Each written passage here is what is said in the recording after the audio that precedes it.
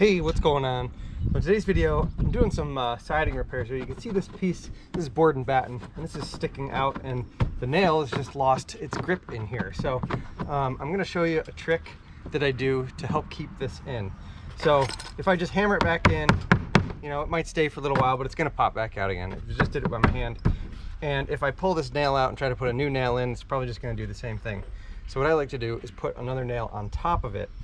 And I'm using these spiral nails. These are siding nails.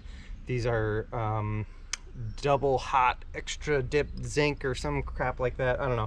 Got them at the local hardware store in a little box. So basically, I'm going to hammer it in, and then I'm going to take this nail and I'm going to put it just on top of the head of that nail, and I'm going to hammer it in. And you can see here when I do that, the new nail, the head of it holds in the old nail. So now that spiral nail is really in there and the other one can't pop back out again. So that's my little trick. If you like that, give it a thumbs up and subscribe to the channel for more tips like this. And when you subscribe, ring that notification bell. That way you can be notified when I release new videos. Thanks for watching. Catch you on the next video.